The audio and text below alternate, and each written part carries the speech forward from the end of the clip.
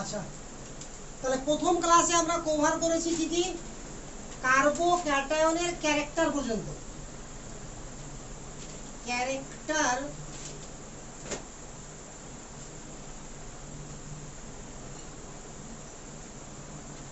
Characteristics of carbocation.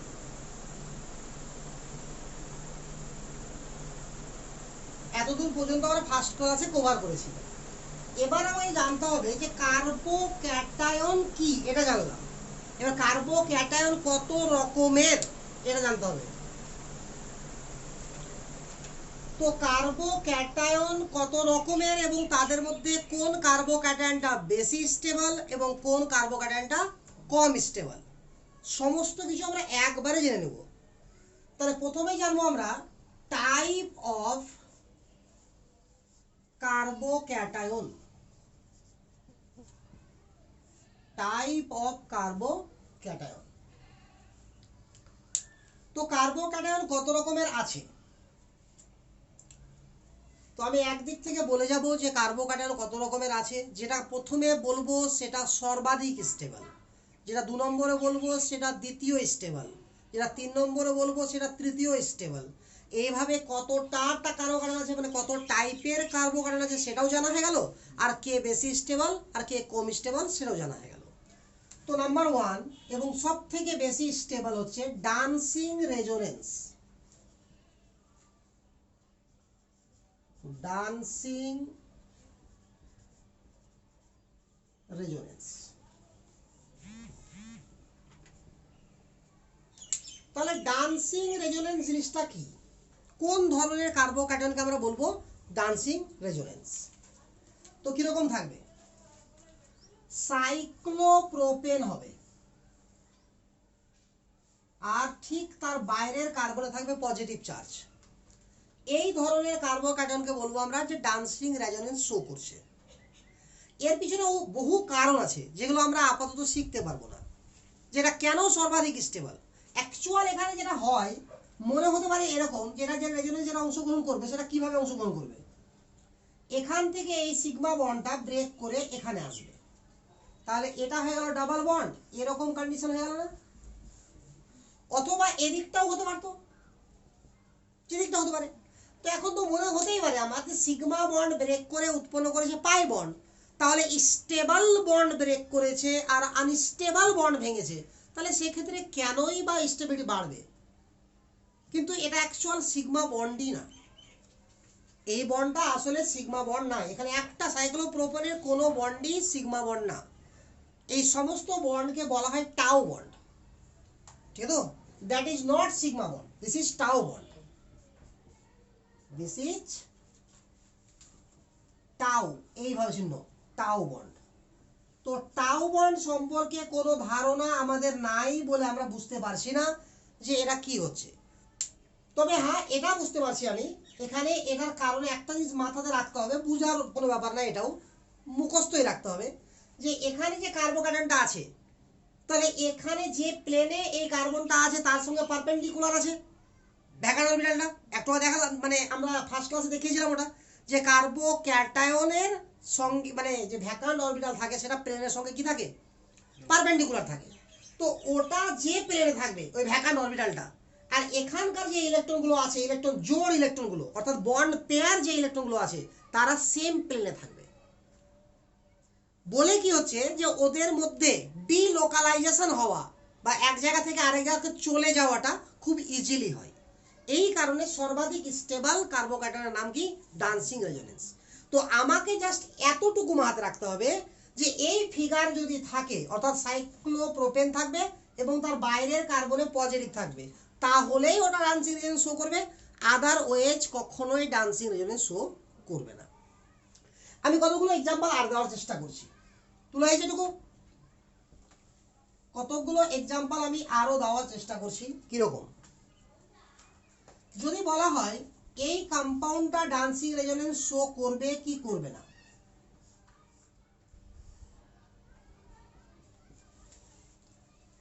তাহলে cyclopropane তো আছে না নাই, আর তার ঠিক বাইরের কার্বনে পজিটিভ আছে, তাহলে এটাও ডান্সিং রেজোনেন্স শো করবে। ঠিক একই ভাবে যদি আমি এরকম ভাবে একটা কম্পাউন্ড দেওয়ার চেষ্টা করি,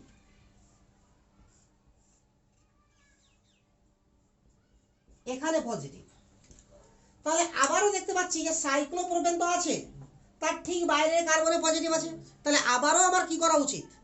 ডান্সিং রেজোনেন্স শো করা উচিত। কিন্তু রেজোনেন্সের আরেকটা বৈশিষ্ট্য আছে, যেটা ক্লাস 11 আমরা পড়েছি, যে রেজোনেন্স তখনই সম্ভব যখন ওরা একই প্লেনে থাকবে। তো যেহেতু এই কার্বনটার আমার হাইব্রিডাইজেশন হয়েছে sp3, ফলে এই কার্বনের দুটা বন্ড দিয়ে গঠিত প্লেন এবং অন্য দুটো বন্ড দিয়ে গঠিত প্লেন একই সমতলে থাকতে পারে না। অর্থাৎ এই সাইক্লোপ্রোপেনের সঙ্গে এই কার্বনটা একই সমতলে নাই বলে এটা ডান্সিং রেজোনেন্স শো করবে না। এটা পারপেন্ডিকুলার আছে। আমার হাতকে যদি ধরা হয় যে এই বেনজিনটা সাইক্লোহেক্সেনটা, তাহলে সাইক্লোপ্রোপেনটা এইভাবে আছে, তাহলে কখনোই আমার একই প্লেন হতে পারে না দুটো।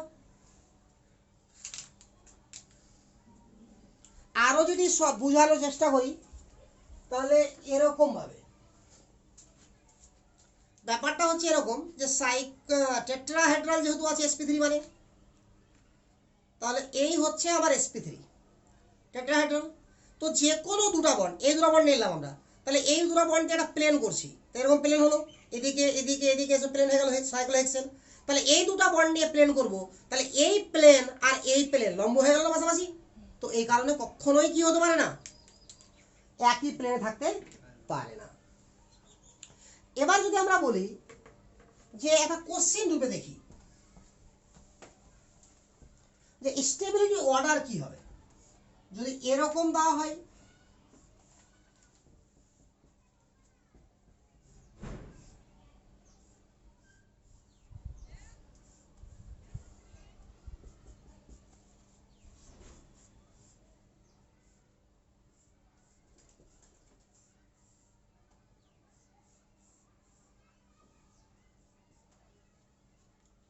তাহলে এখানে যে কার্বোকার্বনটা আছে এটাও ডান্সিং রেজোনেন্স শো করছে, এটাও করছে, এটা দুবার করছে, এদিক থেকেও করছে এদিক থেকেও করছে, এটা তিনবার করছে। তাহলে এটাকে যদি এ দ্বারা রিপ্রেজেন্ট করি, এটাকে যদি বি দ্বারা রিপ্রেজেন্ট করি, এটা সি দ্বারা, তো ডান্সিং রেজোনেন্স এমনিতেই সর্বাধিক স্টেবল।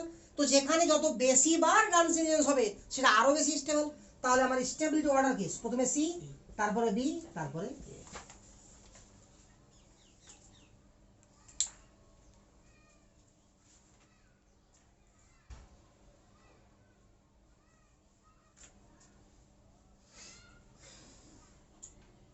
দেখেছি তুলা?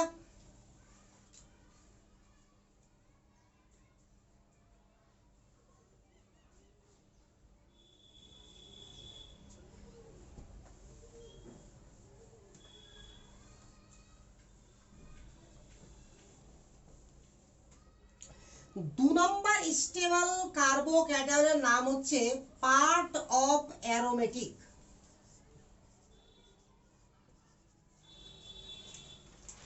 Part of aromatic. তো পার্ট অফ অ্যারোমেটিক যে কম্পাউন্ডটা আছে কিরকম জিনিসটা দেখো ভালো করে।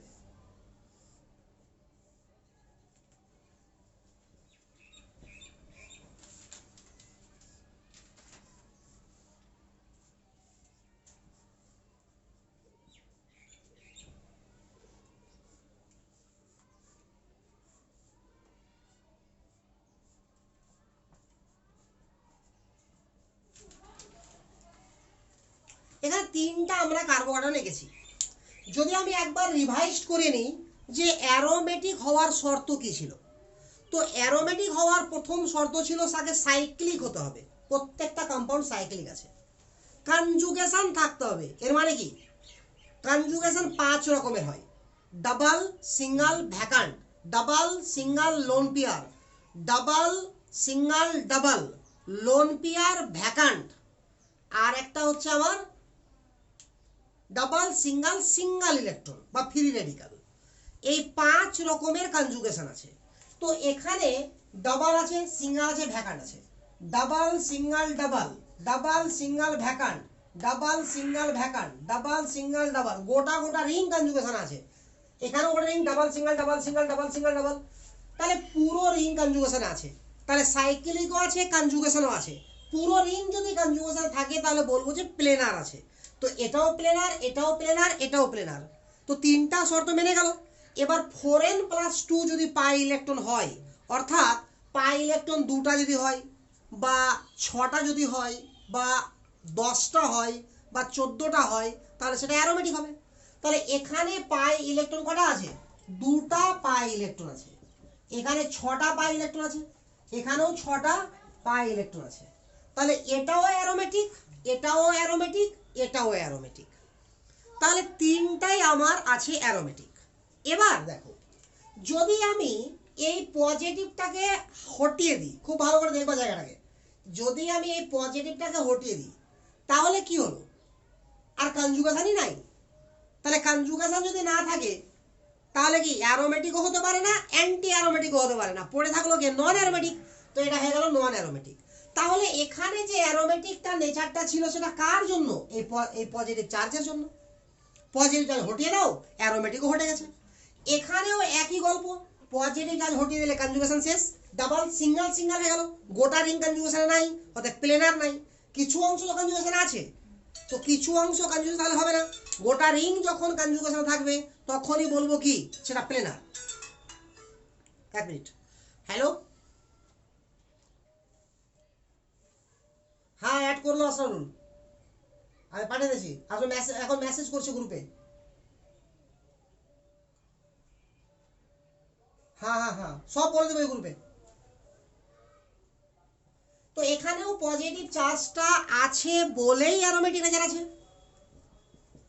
বাট এখানে পজিটিভ থাকলেও অ্যারোমেটিক, না থাকলেও অ্যারোমেটিক। তাহলে এটা আমার পার্মানেন্ট অ্যারোমেটিক না, একা বন্ডটা। মানে পজিটিভের উপরে এর অ্যারোমেটিসিটি কোনো ডিপেন্ড করছে? করছে না। কিন্তু এই দুটোতে কি করছে? ডিপেন্ড করছে। তাহলে এই দুটাকে বলবো আমরা part of aromatic.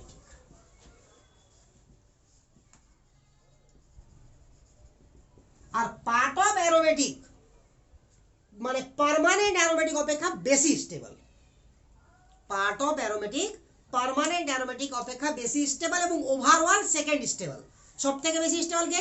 Dancing resonance. তারপরে স্টেবল কে? Part of aromatic. Part of aromatic বলতে পজিটিভ চার্জ থাকার জন্য অ্যারোমেটিক, পজিটিভ নাই মানে ওর অ্যারোমেটিক নেচারও নাই। ঠিক আছে। 3 নম্বর স্টেবল কে? 3 নম্বর স্টেবল। এবার এখান থেকে আমাদের শুরু হলো প্রপার্টি, অর্থাৎ জিওসি। জিওসির প্রপার্টি হলো plus M stabilized carbocation, plus M stabilized carbocation. অর্থাৎ যেখানে যেখানে কার্বোক্যাটায়নের উপরে প্লাস এম ইফেক্ট লাগবে তারা কি হবে? আমার 3 নাম্বার স্টেবল হবে। অর্থাৎ ম্যাক্সিমাম স্টেবল হবে কিন্তু ওই দুটোর থেকে কম হবে। তো প্লাস এম গ্রুপ কারা? আমি একবার মনে করিয়ে দিই হালকা করে, কারণ এগুলো ক্লাস 11-এ সবাই পড়েছো। ক্লাস এম গ্রুপ হচ্ছে আমার এমন গ্রুপ যদি এক্স, এখানে এক্স না দিয়ে আমি এ দিচ্ছি, এক্স দিয়ে সবসময় আমরা হ্যালোজেন বুঝে নিই। এ যে কোনো একটা অ্যাটম এ যেটা কনজুগেশনের সঙ্গে লেগে আছে, তার কাছে যদি মোট একটাও লোন পেয়ার থাকে, কমপক্ষে একটাও লোন পেয়ার থাকে, তাহলে ও সবসময় কি শো করবে? প্লাস এম শো করবে। এক্সেপশন কি আমার? এক্সেপশন দুজন আছে।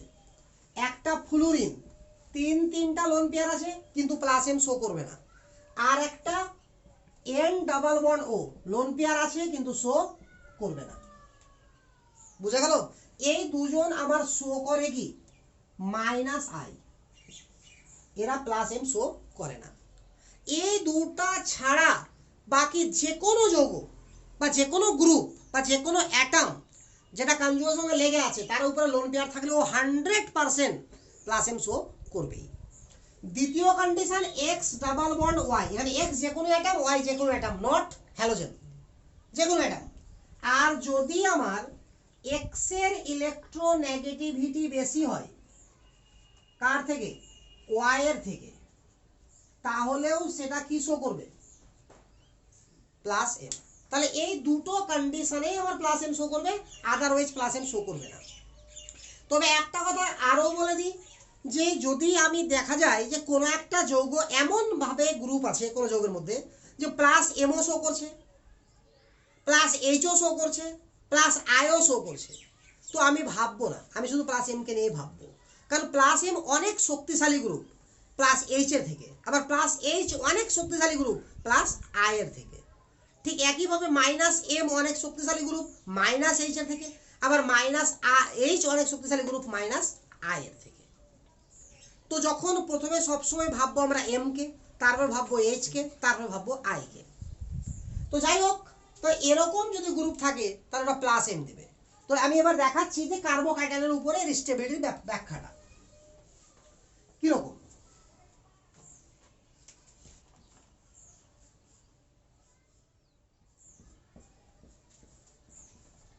কতকগুলো কার্বোক্যাটায়ন আমরা আঁকছি।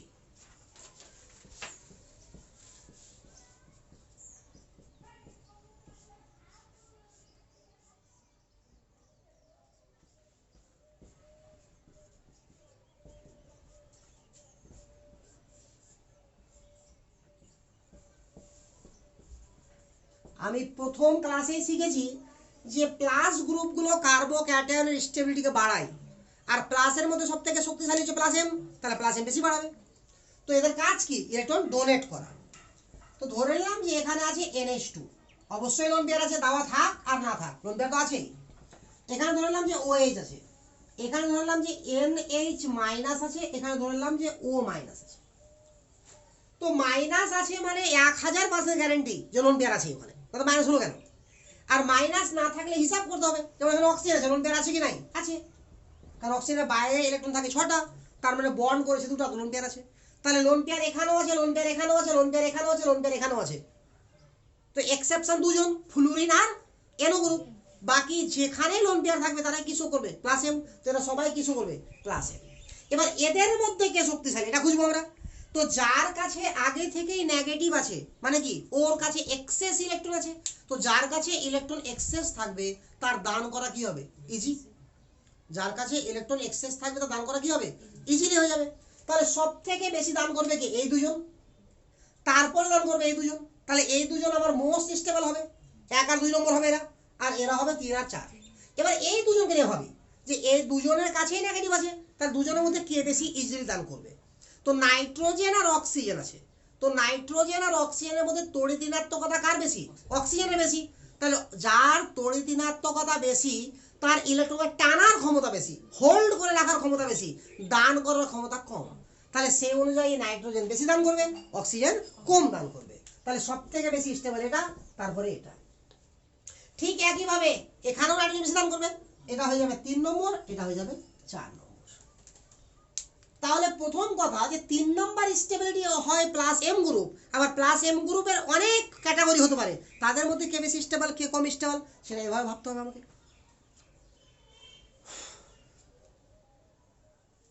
4 number,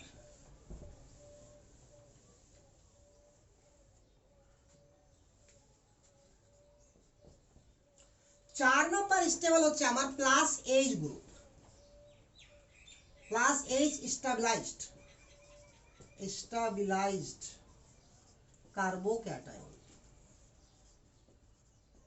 plus H stabilized carbocation. তো প্লাস এইচ স্টাবিলাইজড কার্বোক্যাটায়নের কাহিনীটা একটু পড়ে নিই। কিরকম কথা? যে প্লাস এইচ কারা দেয়? আলফা হাইড্রোজেন থাকলেই তারা প্লাস এইচ দিবে। আলফা হাইড্রোজেন থাকলে প্লাস এইচ মানে হাইপার কনজুগেশন। তো হাইপার কনজুগেশনের কথা মানেই প্লাস এইচ। তো আলফা হাইড্রোজেন কাদেরকে বলবো আমরা? যদি কোনো যৌগে ফাংশনাল গ্রুপ থাকে, তো ফাংশনাল গ্রুপের পাশের কার্বনকে আমরা ধরি আলফা কার্বন, আর আলফা কার্বনের সঙ্গে যুক্ত হাইড্রোজেনকে বলি আলফা হাইড্রোজেন। অথবা যদি কার্বোক্যাটায়ন বা কার্বো অ্যানায়ন বা ফ্রি র্যাডিক্যাল হয়, তো যে কার্বনটার উপরে পজিটিভ আছে বা নেগেটিভ আছে বা সিঙ্গেল ইলেকট্রন আছে তার পাশের কার্বনগুলোকে বলবো আলফা কার্বন, আর তার সঙ্গে যুক্ত হাইড্রোজেনকে বলবো আলফা হাইড্রোজেন। ফর এক্সাম্পল, যদি আমি বলি যে এটা একটা কম্পাউন্ড, এটা একটা কার্বোক্যাটায়ন, তো এখানে এটা এই কার্বনের উপর পজিটিভ চার্জ আছে, তাহলে এই কার্বনটা হলো আলফা কার্বন, এর সঙ্গে যুক্ত হাইড্রোজেন হচ্ছে আলফা হাইড্রোজেন। আবার যদি আমার এরকম থাকতো, তাহলে এই কার্বনের পাশে এটাও আলফা কার্বন, এটাও আলফা কার্বন, এটাও আলফা কার্বন, তাহলে এখানে আমার আলফা হাইড্রোজেন আছে কটা? দুটা। আর এখানে আলফা হাইড্রোজেন কটা আছে? 9টা। ঠিক একইভাবে যদি ডাবল বন্ডের কাহিনী ভাবি, তাহলে CH3 CH double bond CH single bond CH2 CH3 এরকম আছে। তাহলে এই দুটো কার্বন আবার ডাবল বন্ড করেছে, তো এটাও একটা functional group, double bond functional গ্রুপের মধ্যে পড়লো। তাহলে ফাংশনাল গ্রুপটা এই দুটো কার্বনের মধ্যে আছে। তাহলে এর পাশের কার্বন এটা, তাহলে এখানকার হাইড্রোজেন আলফা হাইড্রোজেন, এখানকার হাইড্রোজেনও আলফা হাইড্রোজেন, তাহলে আলফা হাইড্রোজেন কটা আছে? 5টা। তাহলে মোটামুটি একটা আইডিয়া আসলো আলফা হাইড্রোজেন কারা। তাহলে এবার দেখে নিই আমি যে হাইপার কনজুগেশন যদি হতে হয় আমাকে, তাহলে মাস্ট বি কি হতে হবে? আমাকে আলফা হাইড্রোজেন থাকতেই হবে। ফটাফট তুলে নাও। হ্যাঁ হ্যালো, আসলকে ফোন কর না রে, আমি একটু অনলাইনে ক্লাসে আছি, আসলকে ফোন কর। আসরারুল স্যারকে। তুই কে বলছিস? তুই আসল স্যারকে চিনতে পারছিস না? তার মানে তো আমাদের আবাসিকেরই তো নাই তাহলে। আচ্ছা যাই হোক, তাহলে প্লাস H স্টেবিলাইজড কার্বোক্যাটায়ন।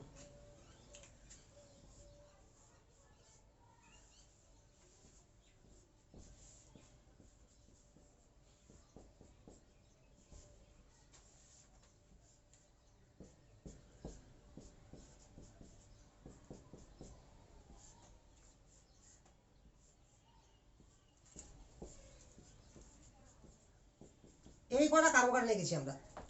এখানে আমি CH3 দিলাম, এখানে দিলাম CH2 CH3, এখানে দিলাম CH CH3 CH3। এই অ্যানসারটা ছায়ার বইয়ে ভুল আছে, আমি আরেকবার বলে দিচ্ছি ভালো করে। এটা কার্বোক্যাটায়ন কিনা, তাহলে এখানে ডাবল বন্ড আছে কি নাই? তাহলে এর পাশের কার্বন এটা, তাহলে এখানে 3টা আলফা হাইড্রোজেন আছে, এখানে 2টা আলফা হাইড্রোজেন আছে, এখানে 1টা আলফা হাইড্রোজেন আছে। অর্থাৎ এখানে হাইপার কনজুগেশন হবে 3 বার, এখানে হবে 2 বার, এখানে হবে 1 বার। তাহলে যত বেশি বার হবে তত বেশি স্টেবল। কিন্তু ছায়ার বই কিভাবে বলেছে যে এটা মিথাইল গ্রুপ ছোট্ট গ্রুপ, এটা ইথাইল গ্রুপ বড় গ্রুপ, এটা আইসোপ্রোপাইল গ্রুপ আরো বড় গ্রুপ, তাহলে এ অনেক বেশি দান করবে, এ তার থেকে কম দান করবে, এ তার থেকে কম দান করবে। তো যত বেশি ডোনেট করবে তত বেশি স্টেবল। তো ছায়ার বই অনুযায়ী সত্যি ডোনেট কে করছে? এটা, তাই এটা বেশি স্টেবল, তারপরে এটা, তারপরে এটা। কিন্তু বাস্তবে সব থেকে বেশি স্টেবল এটা, তারপরে এটা, তারপরে এটা। কেন? কারণ এই যে ইলেকট্রন দান করছে, এই দান করা মানে ইন্ডাকটিভ এফেক্ট, আর ইন্ডাকটিভ এফেক্ট যতই লাগুক না কেন, হাইপার কনজুগেশন যেখানে লাগবে তার ঘাটতি ইন্ডাকটিভ এফেক্ট পূর্ণ করতে পারবে না।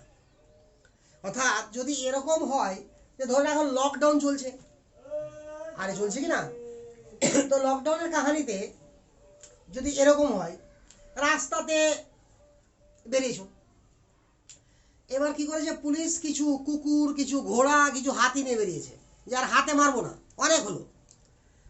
তো এরকম যদি হয় যে একটা কুকুর এসে অনেকক্ষণ ধরে মারলো লাত নিয়ে, ঠিক আছে, তো মারলো 1 ঘন্টা ধরে, আরে ব্যথা তো হবেই, ছালটাল যাবে হয়তো নখের ভারে কিছুটা। তো কুকুর অনেকক্ষণ মারার পরে একজনকে মারলো, ও যতটা অসুস্থ হবে, যদি ঘোড়া 2-4 লাত মারে তাহলে ওকে পুষি দিবে।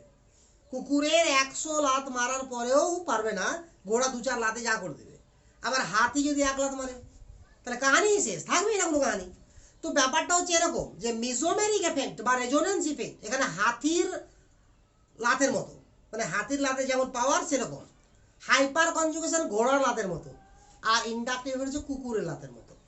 তাহলে ব্যাপারটা হচ্ছে এটা যে যখন ঘোড়ার লাত খাওয়া যাবে তো কুকুরের লাত যা আগে খেয়েছিলি সেটা ভুলে যাবি, ওটা মনেই থাকবে না, কারণ ওটার আঘাত অনেক কম। তো সেরকমই এখানে আমার ইন্ডাকটিভ এফেক্ট অবশ্যই লাগছে, এবং সেদিক থেকে এটা অনেক বেশি লাগছে, কিন্তু ইন্ডাকটিভ এফেক্ট তো কোনো কাজই করবে না, কারণ এখানে তো হাইপার কনজুগেশন লাগছে। তো এখানে হাইপার কনজুগেশন 3 বার হচ্ছে, এখানে 2 বার হচ্ছে, এখানে 1 বার হচ্ছে। সুতরাং সব থেকে বেশি স্টেবল এটা, তারপরে এটা, তারপরে এটা। তবে আরেকটা কথা, সেটাও ক্লাস 11-এ তোমরা জেনে, 11 থেকে তোমরা জানো যে হাইপার কনজুগেশন এবং মিজোমেরিক এফেক্ট শুধুমাত্র অ্যাপ্লিকেবল অর্থ এবং প্যারা পজিশনে, মেটা পজিশনে লাগবে না। অর্থাৎ যদি এই কোশ্চেনটা এরকম না হয়ে, আমি আর একটা কোশ্চেন দিচ্ছি, এটা মিটিয়ে দিলাম। এই কোশ্চেনটা যদি এরকম না হয়ে এরকম হতো, CH3 CH2 CH3 CH CH3 CH3, তাহলে কিন্তু আমার সবথেকে বেশি স্টেবল এটা হতো। কারণ কি, হাইপার কনজুগেশন এখানে লাগবে না, কারণ মেটা পজিশন আছে। তাহলে এখানে কি লাগবে, শুধু ইন্ডাকটিভ এফেক্ট। তো ইন্ডাকটিভ এর এর বেশি, এ বেশি দান করবে, তারপরে এটা, তারপরে এটা, তাহলে এটা 3 হয়ে গেল, এটা 2 হয়ে গেল, এটা 1 হয়ে গেল। তাহলে অর্থ আর প্যারা পজিশনে অ্যাপ্লিকেবল কে, mesomeric effect and hyperconjugation. ফাটাফাট তোলার চেষ্টা করো।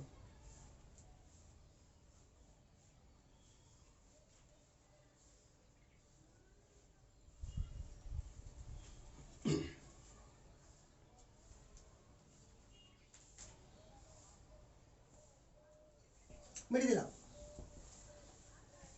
এবার 4 নম্বর হয়ে গেছে আমার। 5 নম্বর। 5 নম্বর স্টেবল হচ্ছে প্লাস আই এফেক্ট বা plus I stabilized carbocation. Plus I stabilized carbocation, এটা কিরকম কাহিনী? তো একটু আগেই দেখলাম যে প্লাস আই স্টাবিলাইজড কার্বোক্যাটায়ন কিরকম হয়। তো এটাকে আরো একটু সিম্পল ওয়েতে যাই।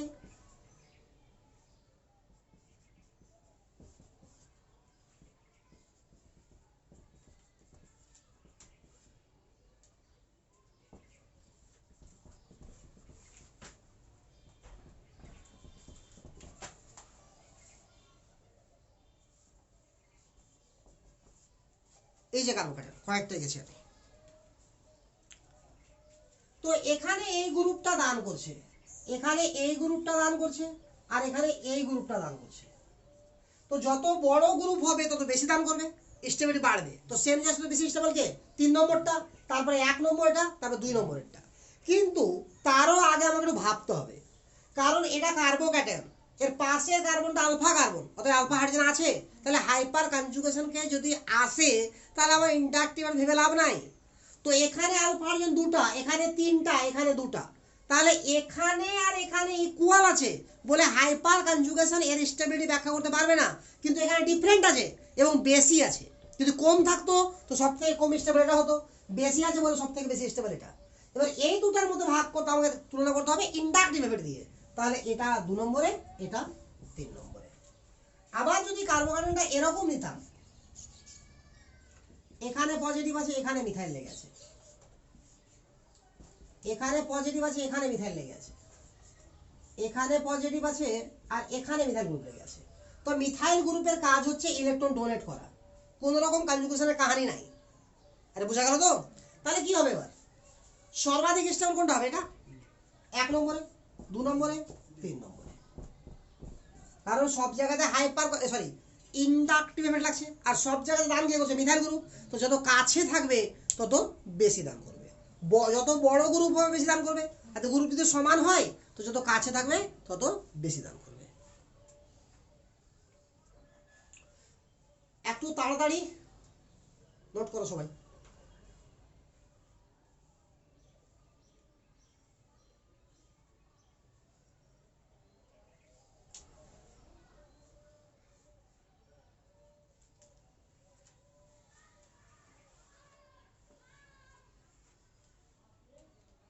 তাহলে আপাতত 5 রকমের কার্বোক্যাটায়ন হলো।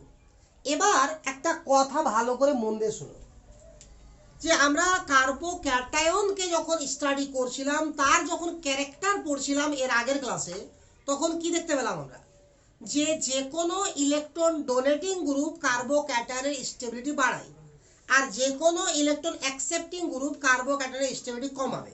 অর্থাৎ কার্বোক্যাটায়ন হয়ে গেল এখন লকডাউনে ঘরের মধ্যে থাকা লোকের মতো।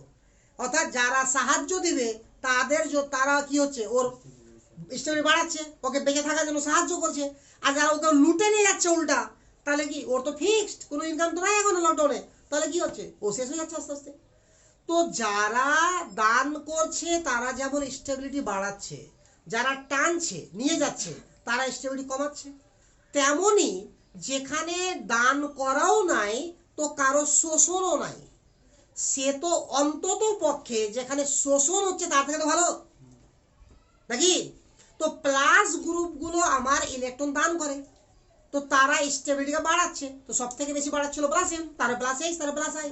আর মাইনাসগুলো কমাবে, তো সব থেকে বেশি কমাবে কে? মিজোমেরিক, তাহলে ও সব থেকে বাজে হয়ে যাবে। তার থেকে কম কমাবে মাইনাস এইচ, তো মাইনাস এইচ স্টেবিলাইজ কার্বোক্যাটায়নটা তো মাইনাস এম থেকে তো ভালো। আরে লুট তো দুজনই, ওরা বড় লুটেরা। মাইনাস আই সামান্যই টানতে পারবে, তাহলে ওটা আরো ভালো কার্বোক্যাটায়ন। আর যদি কোনো ইফেক্টই না লাগে তাহলে অন্তত প্লাস থেকে খারাপ হলেও মাইনাস থেকে তো ভালো। তো এই হচ্ছে ব্যাপারটা, কিন্তু সেই অনুযায়ী ভাগ করলে 6 নম্বরে আসা উচিত ছিল আমার কার? No effect. 6 নম্বরে আসা উচিত ছিল নো ইফেক্ট, কিন্তু ওই ধরনের কোনো কার্বোক্যাটায়নের ভাগ কোনো বইয়ে লেখা নাই বলে আমি সেটা লিখতে পারবো না। জাস্ট মনে রাখার জন্য আমাকে মনে রাখতে হবে নো এফেক্ট। তাহলে একটা মাঝখানে বর্ডার টেনে দিলাম, এবার নো এফেক্ট বলে। এর মানে নো ইফেক্টের উপরে যারা ছিল তারা কার্বোক্যাটায়ন স্টেবিলিটিকে বাড়াচ্ছিল, আর যারা নিচে আছে তারা কমাবে। তাহলে কমাক, কিন্তু তবুও তো স্টেবিলিটির অর্ডার তো হবে একটা, কমার বেশি। তাহলে সব থেকে ভালো কি হবে? Minus I.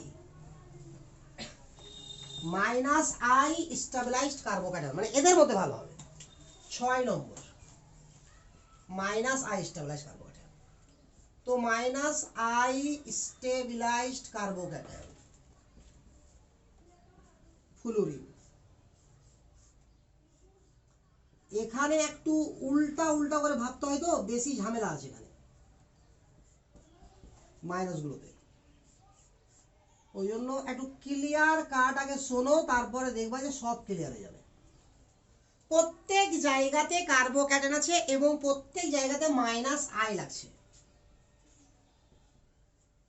তো যত কাছে থাকবে তত ইফেক্ট হাই হবে, স্ট্রং হবে। তো সব থেকে স্ট্রং ইফেক্ট আছে এখানে, অর্থাৎ এখানে কার্বোক্যাটায়নের স্টেবিলিটি সব থেকে কমে গেছে, কারণ কাজ স্টেবিলিটি বাড়ানো না কমানো। তো সব থেকে বাজে স্টেবল এটা, আসলে ভালো স্টেবল এটা। তাহলে 1 2 3। ঠিক একইভাবে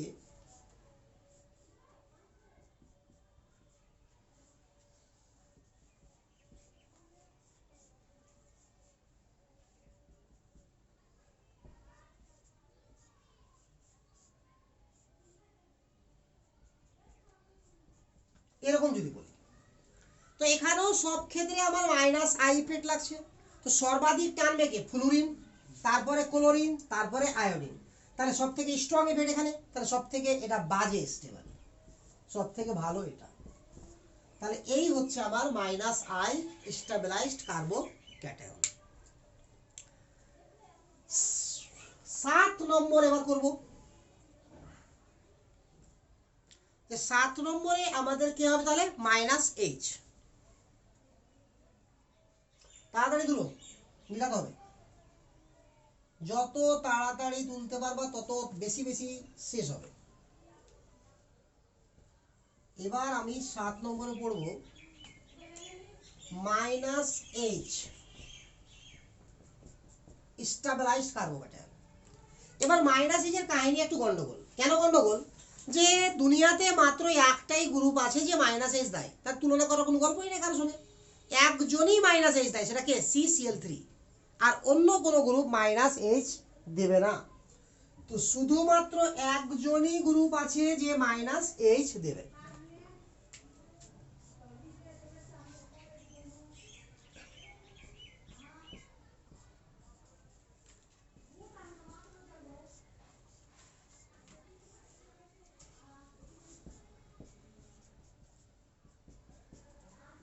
CCl3, এখানে দিলাম CH3, তো CH3 কি দেবে? প্লাস এইচ দিয়ে দেবে। এটা প্লাস এইচ দেবে, মাইনাস এইচ দিয়ে দিল, তো প্লাস এইচ অনেক বেশি স্টেবল। প্লাস এইচ 4 নম্বর স্টেবল, এ তো 7 নম্বর স্টেবল। এবার চলে আসবো মাইনাস এম, 8 নম্বর। Minus M stabilized carbocation. তো মাইনাস এম স্টেবিলাইজ কার্বোক্যাটায়ন কিরকম? কার্বোক্যাটায়ন দেওয়া আছে এখানে, মাইনাস এম গ্রুপ কারা একটু জেনে নিই আগে। মাইনাস এম গ্রুপ একটু জেনে নিই, তাহলে সুবিধা হয়ে যাবে। ক্লাস 11 এগুলো শিখেছো, তবুও আমি একটু মনে করে দিচ্ছি, বাস ধরে নিচ্ছি যে তোমরা ভালো স্টুডেন্ট না। না ভুল হয়ে যাও ধরা। Minus M group X double bond Y অথবা এক্স ট্রিপল বন্ড ওয়াই, এখানে এক্স এবং ওয়াই যে কোনো অ্যাটম যেখানে electronegativity of Y greater than electronegativity of X, অনেকটা প্লাস এম এর উল্টার মতো। এখানে কি হবে, ওয়াই এর ইলেকট্রোনেগেটিভিটি বেশি হবে, এক্স এর কম হবে। For example C double bond O H, C double bond O CL, C double bond O BR, C double bond O CS three, বা এন ডাবল বন্ড ও, তো এগুলো সবই কি আমার মাইনাস এম গ্রুপ। তো এগুলো সবই মাইনাস এম গ্রুপ। বা সিএন কেন মাইনাস এম গ্রুপ? তাহলে এটা আমার কনজুগেশনের সঙ্গে লেগে আছে, তাহলে এটা এক্স এটা ওয়াই, কারণ এক্স ডাবল বন্ডেড ওয়াই বলেছি খুঁজতে, অথবা এক্স ট্রিপল বন্ডেড ওয়াই খুঁজতে বলেছি, আর ওয়াই এর তড়িৎ বেশি হবে, তো কার্বন তো বেশি আছে। এবার মাইনাসের কাজ কি, টানার কাজ, তো সব থেকে বেশি কে টানবে এটা, তারপরে কে টানবে এটা। এবার বাকি হিসাব করো কে টানবে। এখানে দেখো এই যে এই সাইডটা ফিক্সড আছে, তো এখানে বেশি কে টানবে ক্লোরিন, তাহলে এটা বেশি টানবে 3 নম্বরে, এটা টানবে 4 নম্বরে, এটা টানবে 5 নম্বরে, এ তো দান করছে না একটু, তো সব কমে যাবে তার টানার চান্সটা, এটা 6 নম্বরে, এরকম ভাবে সিরিয়াল আসবে, অনেকগুলো থাকতে পারে। তো এরা সবই কি মাইনাস এম গ্রুপ।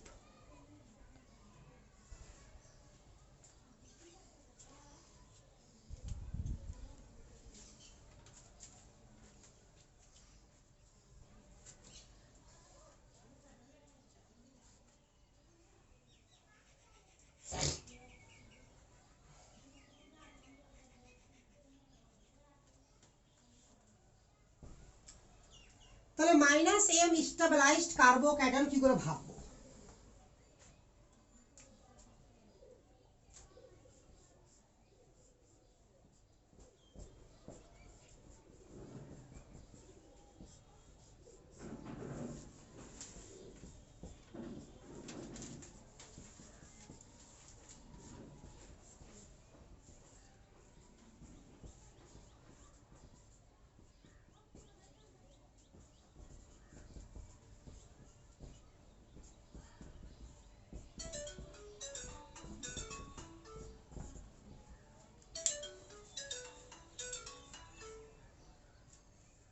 হ্যাঁ হ্যালো। তো এখানে প্রত্যেক জায়গাতে আবার মাইনাস এম লেগেছে, তো সর্বাধিক মাইনাস এম এখানে লেগেছে, তো মাইনাসের কাজ কি, কমানো না বাড়ানো, স্টেবিলিটি কমিয়ে দিবে, তো সব থেকে বেশি কমিয়ে দিবে এটা, তো সব থেকে বাজে স্টেবল এটা, তাহলে এটা 3 নম্বর, তারপরে এটা 2 নম্বর, সব ভালো হচ্ছে 1 নম্বর। ভালো তো কেউই না, কারণ সবাই তো ভিখারিই করছে টেনে, তো তুলনামূলক ভালো এটা। তো এই হচ্ছে আমার কার্বোক্যাটায়নের টাইপ, না আরো আছে? তাহলে মিটাই।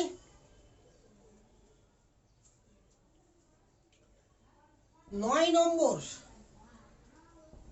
পার্ট অফ অ্যান্টি অ্যারোমেটিক, 9 নম্বর হচ্ছে আমার part of anti aromatic.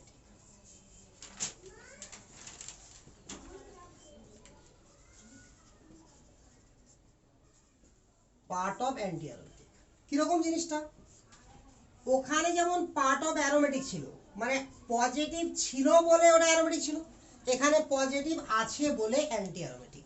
4 pi electron, তাহলে অ্যান্টি অ্যারোমেটিক। অ্যান্টি অ্যারোমেটিক শর্ত কি ছিল, সাইক্লিক আছে, কনজুগেশন, প্লেনার, আর 4 পাই ইলেকট্রন। এখানে 4 পাই ইলেকট্রনই আছে, 4টা পাই ইলেকট্রন আছে, 4n পাই ইলেকট্রন ছিল ওখানে, 4 8 12 এরকম হবে, তখন কি হবে অ্যান্টি অ্যারোমেটিক। তো এটা অ্যান্টি অ্যারোমেটিক। তো আপাতত আমরা যেটা শিখলাম যে টোটাল কার্বোক্যাটায়ন আমার 9 রকমের। সর্বাধিক স্টেবল কার্বোক্যাটায়ন হচ্ছে dancing resonance, 2 number stable carbocation হচ্ছে আমার পার্ট অফ অ্যারোমেটিক, 3 নম্বর হচ্ছে plus M stabilized, 4 number plus H stabilized, 5 number plus I stabilized, 6 number minus I, 7 number minus H, 8 number minus M, আর 9 number part of anti aromatic. তাহলে এই 9 ধরনের carbocation আমার হয়। তো কার্বোক্যাটায়ন যত রকমেরই হোক না কেন আমার কোনো যায় আসে না। এবার আমার কিছু জিনিস জানতে হবে যে কার্বোক্যাটায়নের কিছু পার্সোনাল ক্যারেক্টার আছে। যে কোনো রিয়াকশন যখন আমরা শিখব, যে কোনো রিয়াকশন যখন শিখতে যাব আমরা, তো আমরা দেখব, আমি আগে স্টার্টিংয়েই বলেছিলাম ফার্স্ট ক্লাসেই, যে কার্বোক্যাটায়ন এবং ফ্রি রেডিকালকে ঠিকঠাকভাবে জেনে নেওয়া মানে আমার হ্যালো অ্যালকেন হ্যালো অ্যারিন চ্যাপ্টারের একটা কোশ্চিনও আটকাবে না, এটা গ্যারেন্টি আছে। তো আমার তো পুরো চ্যাপ্টারে সবসময় কি থাকে, হয় ওখানে পুরো চ্যাপ্টারে দেখতে গেলে ক্লাস 11 থেকেই আমার আইসোমেরিজম পার্ট চলে আসছে, এখানেও কিছু আইসোমেরিজম পার্ট আছে। 1 মিনিট।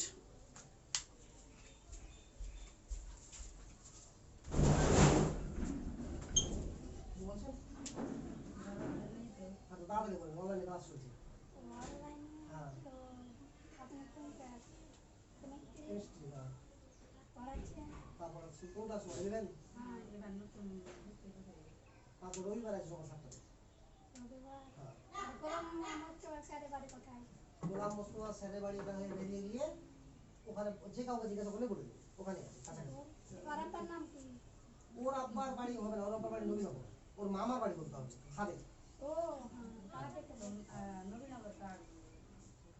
নবীনগর না, মাহাজান চলে বাড়ি। হ্যাঁ ঠিক আছে। না না আমি কটায় পড়াই না, আমি কটায় পড়াই না। হ্যাঁ ও পড়াই।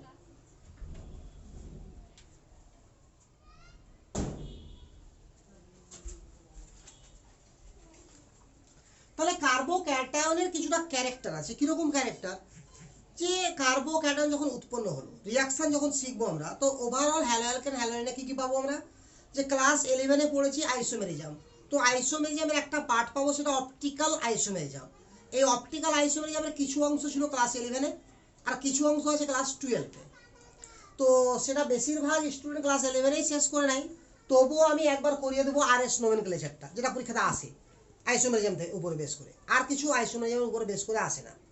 বাকি সংজ্ঞাগুলো কাকে বলা হয়, আমার enantiomer, diastereomer, racemic mixture, tautomer, meso compound, এই সমস্ত জিনিসগুলো আছে। এগুলো গেল আইসোমেরিজমের পার্ট, যেটা ক্লাস 11-এর সঙ্গে 12-এর রিলেটেড, সঙ্গে আরএস নোমেনক্লেচার। তারপরে চলে আসলো রাসায়নিক বিক্রিয়া, বিক্রিয়াই বিক্রিয়া, আর কিছু না। এবার বিক্রিয়াতে এখানে মেন বিক্রিয়া হচ্ছে আমার SN1 SN2, যেটা আমরা শিখবো ফ্রি রেডিকাল ইন্টারমিডিয়েট যখন করবো তখন শিখবো। এছাড়া যে রিয়াকশনগুলো আছে, আরও অনেকগুলো রিয়াকশন আছে, যে শুধুমাত্র SN1 SN2 রিয়াকশন আছে তা না, তবে SN1 SN2 অর্ধেকটা, অর্থাৎ গোটা হ্যালো অ্যালকেন হ্যালো অ্যারিন চ্যাপ্টারে যতটা পাতা আছে তার অর্ধেক পাতাতে শুধু SN1 SN2ই আছে, আর কিছু নাই। তো ওটা সব থেকে ভাইটাল পার্ট, তো ওটাকে পড়বো আমরা আস্তে আস্তে। তার আগে আমরা আরও কিছু জানবো, যে কার্বোক্যাটায়ন সম্পর্কে বেশ কিছু রিয়াকশন, এরকম না যে কার্বোক্যাটায়নের রিয়াকশন শুধু আমরা এখানেই পাবো, কার্বোক্যাটায়নের রিয়াকশন আমরা ফ্রি রেডিকালের মধ্যেও পাবো, কার্বোক্যাটায়নের রিয়াকশন আমরা কার্বিনের মধ্যেও পাবো, নাইট্রিনের মধ্যেও পাবো, বেনজাইনের মধ্যে তো খুবই পাবো। তো কার্বোক্যাটায়নের এই জন্য কার্বোক্যাটায়নকে সব থেকে আগে পড়তে হয়। কার্বোক্যাটায়নের রিয়াকশন ছড়িয়ে ছিটিয়ে আছে, তারপরেও কার্বোক্যাটায়নকে আগে পড়তে হয়। কেন পড়তে হয়, যে কার্বোক্যাটায়নের পার্সোনাল কিছু বৈশিষ্ট্য আছে, যেটা আর অন্য কোনো ইন্টারমিডিয়েট নাই। অন্য সমস্ত ইন্টারমিডিয়েট একটা রুলস ফলো করে রাসায়নিক বিক্রিয়া করে, কিন্তু কার্বোক্যাটায়নস রুলস ফলো করার আগে নিজেরা পুনর্বিন্যাস ঘটায়, যাকে বলা হয় কার্বোক্যাটায়নের রিঅ্যারেঞ্জমেন্ট। অর্থাৎ যে কার্বোক্যাটায়নটা উৎপন্ন করব, সে কি করে করব না করবো আমরা আস্তে আস্তে শিখবো, বিক্রিয়া যখন শিখবো। তো উৎপন্ন যখন হবে কার্বোক্যাটায়ন, উৎপন্ন হওয়ার পরেই কার্বোক্যাটায়ন থাকবে না। ওই কার্বোক্যাটায়নটা যদি তার স্টেবিলিটি ইনক্রিজ করে, তাহলে সেটা অটোমেটিক্যালি কি হবে, রিঅ্যারেঞ্জ হতেই থাকবে, রিঅ্যারেঞ্জ হতেই থাকবে। তো ব্যাপারটা কিরকম, তো আমি দেখাচ্ছি। ফর এক্সাম্পল, তো পয়েন্ট আগে করে নিই, যে রিঅ্যারেঞ্জমেন্ট অফ কার্বোক্যাটায়ন,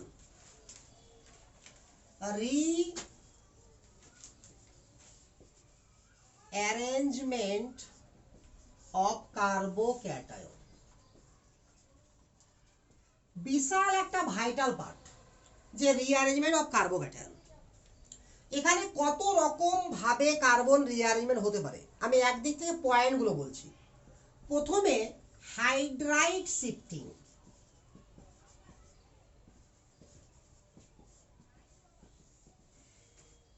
বা হাইড্রোজেন শিফট,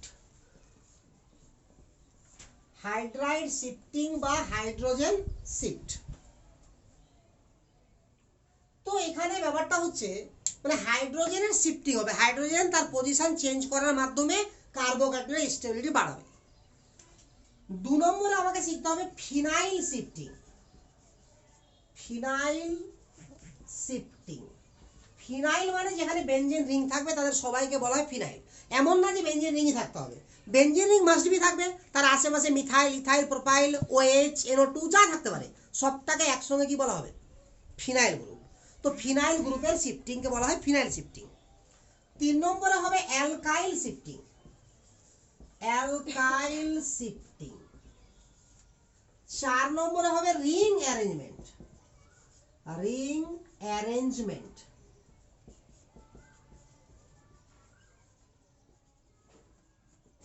আবার রিং অ্যারেঞ্জমেন্টে 2 রকম হবে, রিং এক্সপান্ড মানে রিং বড় হয়ে যাওয়া,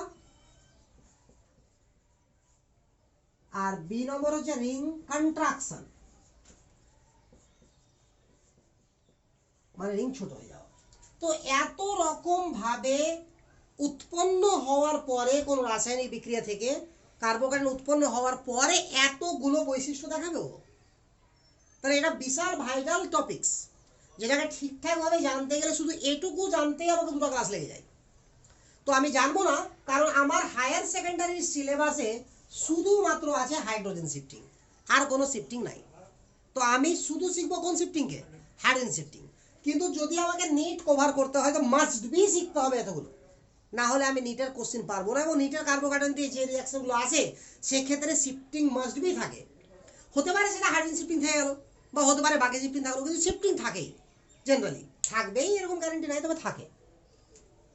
তো যাই হোক, আমি এবার শিখাবো হাইড্রাইড শিফটিং, কিভাবে হাইড্রোজেন শিফটিং হয় এবং তার স্টেবিলিটি কি করে বাড়ে। তাহলে পয়েন্ট করো, হাইড্রোজেন শিফটিং, হাইড্রোজেন শিফটিং বা হাইড্রাইড শিফটিং।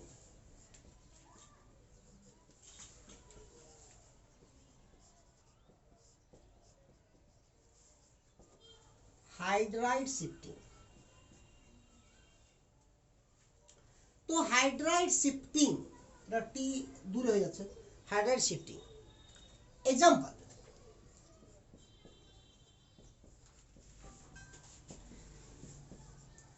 এখানে একটা কার্বোক্যাটায়ন আছে, আমাকে যদি জিজ্ঞাসা করা হয় যে এই কার্বোক্যাটায়ন কিভাবে স্টেবিলিটি গেইন করেছে, কিভাবে মানে আগে শুনে নাও, আমি ভাববো কি কিভাবে স্টেবিলিটি গেইন করেছে বলে, তো প্রথমে ভাববো যে ডান্সিং রেজোনেন্স দ্বারা স্টেবল কিনা, নাই।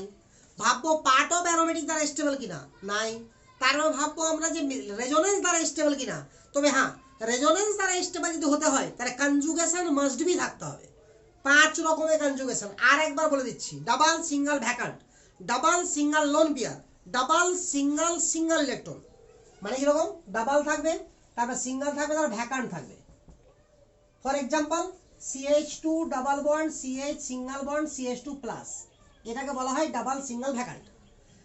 Double single lone pair minus double single single electron, loan pair vacant, একটা তো লোন পেয়ার থাকবে, একটা ভ্যাকান্ট থাকবে, আর ডাবল সিঙ্গেল ডাবল। এই 5 রকমের কনজুগেশনের কোনো একটা কনজুগেশন যতক্ষণ নাই আমি বলবো না যে রেজোনেন্স দ্বারা ওটা স্টেবল হয়েছে। রেজোনেন্স দ্বারা স্টেবল হতে গেলে এই 5টা কনজুগেশনের মধ্যে কোনো না কোনো কিছু থাকতেই হবে আমাকে, মাস্ট বি। তো এগুলো জিওসিতে করানো আছে ডিটেলসে, দরকার নাই এখন আর করানো, ক্লাস 11-এ ছিল এগুলো। তাহলে এই 5 রকমের আমার কনজুগেশন হয়। তো যাই হোক, আমি এটা বলতে চাইছি, তো আপাতত এখানে এরকম কোনো কনজুগেশন নাই, তাহলে নিঃসন্দেহে এটা মিজোমেরিক দ্বারাও স্টেবল না, বা রেজোনেন্স দ্বারা স্টেবল না। কিন্তু 6 আলফা হাইড্রোজেন এখানে আছে, তাই এটা হাইপার কনজুগেশন দ্বারা স্টেবল, গ্যারান্টি এটা। তো কবার হাইপার কনজুগেশন হবে এখানে? দুইবার, কারণ আলফা হাইড্রোজেন দুটা আছে। আচ্ছা, কোনোভাবে যদি কার্বোক্যাটায়নটা এরকম হয়ে যায়, অর্থাৎ খুব ভালো করে দেখবে জায়গাটা, বারবার ঘটবে এটা, এই পজিটিভটা এখানে চলে আসলো আর এখান থেকে একটাই যেখানে চলে গেল, এর নাম হাইড্রোজেন শিফটিং। যেখান থেকে হাইড্রোজেন ওখানে চলে গেল, মানে সবসময় কিন্তু পাশের কার্বন হবে, টপকে টপকে আসবে না, পর পর আসবে। CH3 CH হয়ে গেল এখানে, তাহলে এখানে হয়ে গেল কি CH3 প্লাস হয়ে গেল। তাহলে এখান থেকে যদি কার্বোকার্বনটা এখানে আসে, তাহলে হাইপার কনজুগেশন দ্বারা স্টেবল ছিল এটা, এটাও কিন্তু হাইপার কনজুগেশন দ্বারা স্টেবল আছে। কিন্তু আলফা হাইড্রোজেন কটা হয়ে গেছে? 6টা হয়ে গেছে, 3টা এদিকে 3টা এদিকে, 6টা হয়ে গেছে, তাহলে স্টেবিলিটি অনেক বেড়ে গেছে। তো যদি স্টেবিলিটি বাড়ে কার? কার্বোক্যাটায়নের, তাহলে অবশ্যই রিঅ্যারেঞ্জমেন্ট ঘটবেই ঘটবে।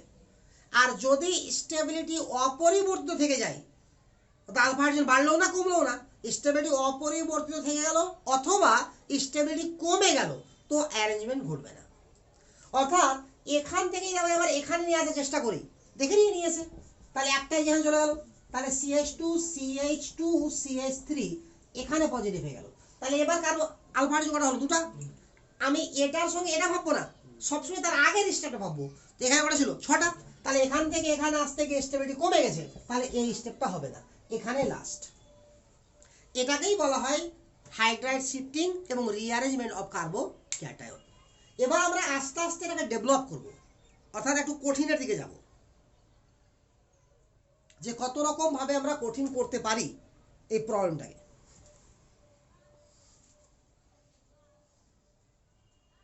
এটা মিটালাম।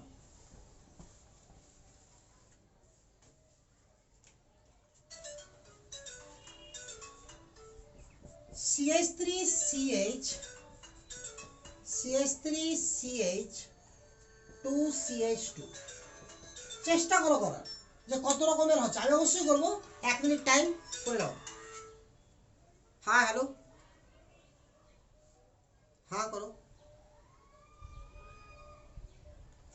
তাহলে এখানে আবারও হাইপার কনজুগেশন দ্বারা স্টেবল আছে, তাহলে হাইপার কনজুগেশন দ্বারা স্টেবল যেটা আছে, তাহলে এটা যদি এখানে নিয়ে আসি আমি, তাহলে কি হচ্ছে দেখো ফাটাফাট।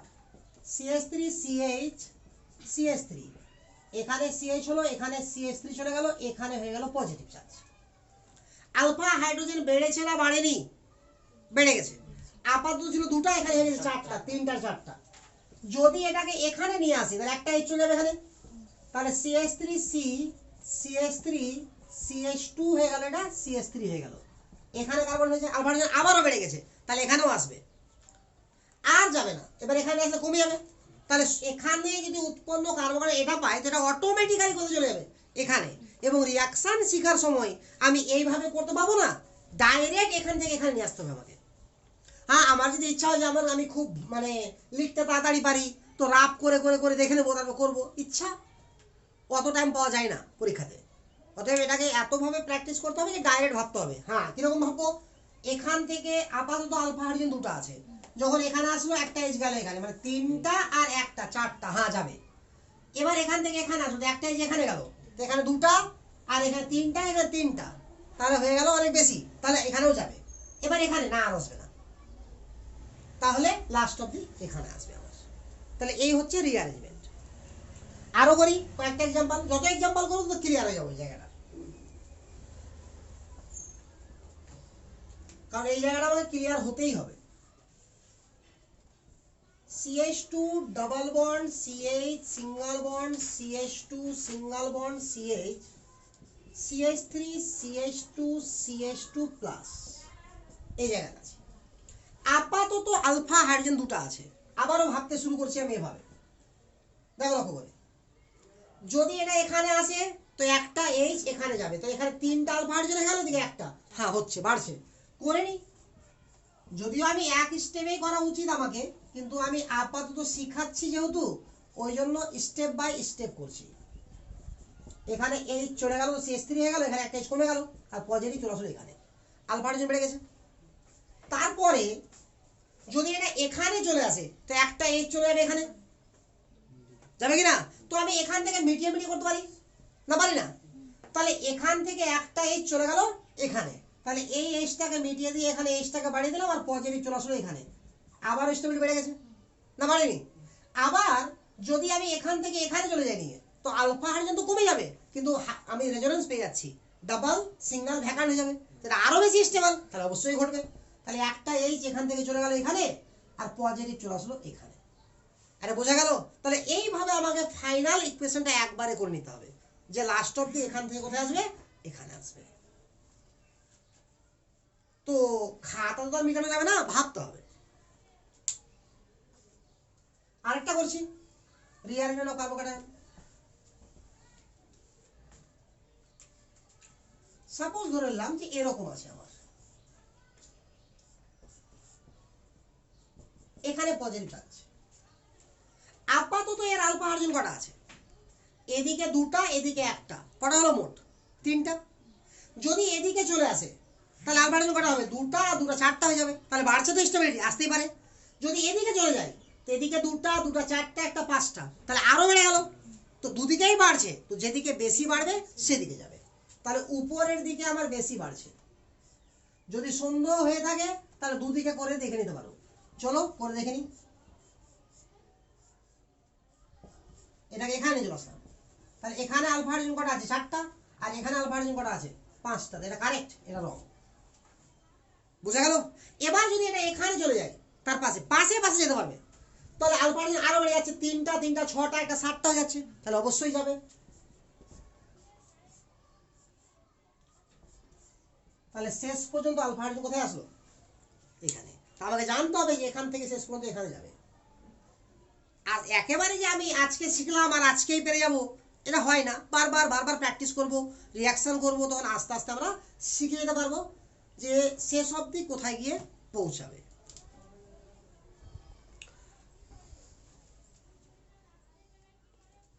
হয়ে গেছে তোলা? আরেকটা করি, যদি আমার এরকম থাকে,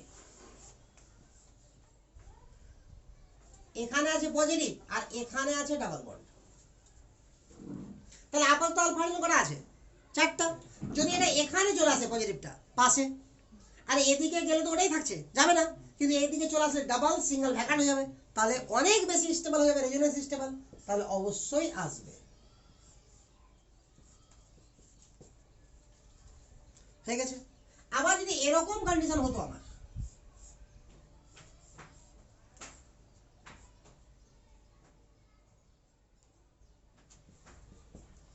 এরকম আছে, তাহলে আপাতত আলফা হাইড্রোজেন কটা আছে আমার? চারটা আছে। যদি এখানে আছে চারটায় থাকছে, কনজুগেশনও পাচ্ছে না, এখানে আছে চারটায় থাকছে, কনজুগেশন থাকছে না, তাহলে কোনো রিঅ্যারেঞ্জমেন্ট ঘটবে না। কারণ রিঅ্যারেঞ্জমেন্ট ততক্ষণ পর্যন্ত ঘটবে যতক্ষণ পর্যন্ত স্টেবিলিটি ইনক্রিজ করছে। স্টেবিলিটি যদি লস করে তাহলে আমার রিঅ্যারেঞ্জমেন্ট ঘটবে না, এটা গ্যারান্টি আছে। ঠিক আছে? লস করলে বা অপরিবর্তিত থাকলে রিঅ্যারেঞ্জ ঘটবে না। লাস্ট এক্সাম্পল একটা আর করাই, দিয়ে আমি ক্লাস শেষ করব।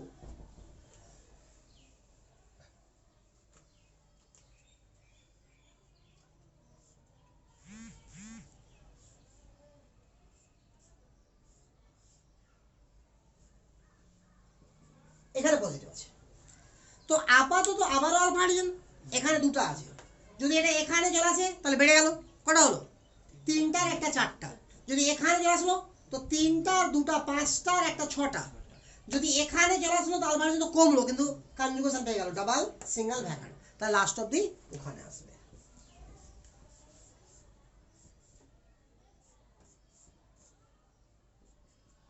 তাহলে এটা হবে ফাইনাল ফিগার। আবার যদি এরকম থাকে,